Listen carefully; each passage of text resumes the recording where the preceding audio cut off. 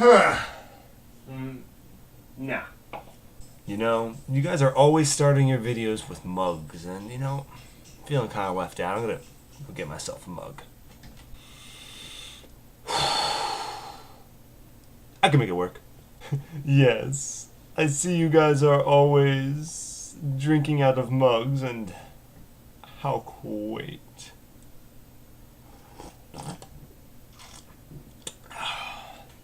To begin with, I agree with the fact that we're never too old to stop playing video games, James. As a matter of fact, me and you just exchanged games. Skyward Sword for The Last of Us. And you know what? It was me who had to play Skyward Sword because I'm way behind in the times.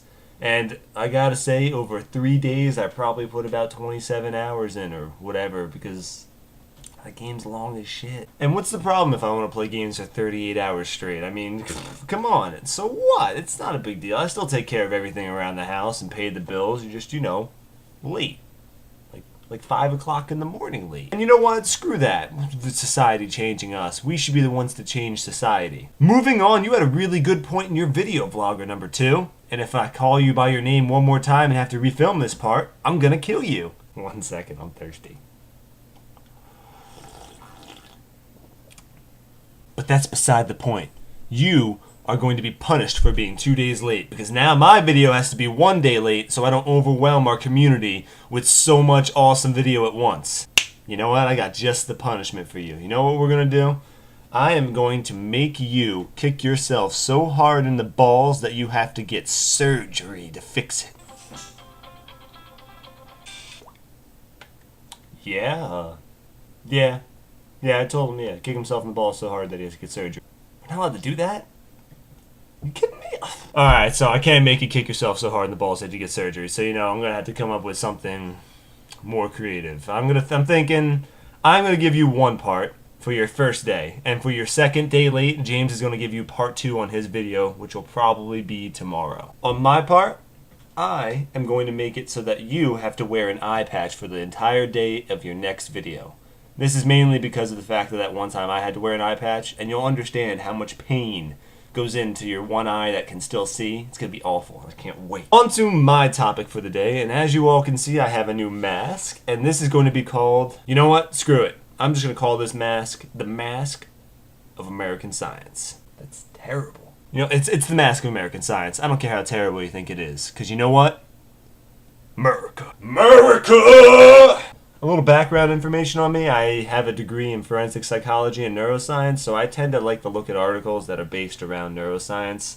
Forensic psychology is relatively straightforward. The concept in neurology I'm going to be talking about today is that of neural mapping, or rather, mapping sensations in the brain. Basically, with this topic, we're trying to create the same sensations the brain does without the actual input of stimuli. What does this mean, essentially? This means that we are trying to make it so that when someone touches you, it sets off a certain signal in your brain, and we're trying to make it so that we can activate that signal via magnetism even when there's no stimulus of touching. For the future, this essentially means that eventually we'll be able to link a kind of like a neural helmet to a synthetic arm, leg, body part, and make it so that when you touch the synthetic arm, the helmet recognizes where it's being touched, and then through magnetism creates the sensation that you're being touched in your own brain, even though there is no actual stimulation on that part of your arm because your arm doesn't exist because you're probably an amputee and that's why you have a synthetic arm, or you're a Full Metal Alchemist. I don't know. I mean, even right now,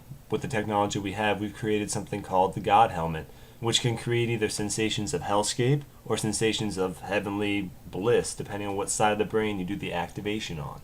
If it's the right side of the brain, it tends to be good. The left side of the brain tends to be bad. And once these pathways are mapped, these are only just 3 examples of the things we can do with this technology. The list goes on and on of things that we can map this technology to. I mean, eventually we could even probably map it to an artificial intelligence and make a Terminator. Because you know what? Why not? I mean, go ahead and type in, like, you know, AI technology. They're doing stupid crap over there. They're literally making Terminators, and they don't even care. They think it's progress. Yeah, that's apocalypse. That's not progress. For my last portion of my topic, I have to do a change. Hey guys, it's me, Philosophical Michael. The question I'm going to ask today is, do we have free will? And I don't mean free will on like a religious level or a universal level or an earthly level. I mean it literally on a neural level in our brain. Essentially, before you do any action, before you're even conscious that you're going to do an action, your brain has already been releasing signals at least 5 seconds before you're going to do that action. So do we do actions because we want to do them, or because our brain has already been firing the signals for us to do it?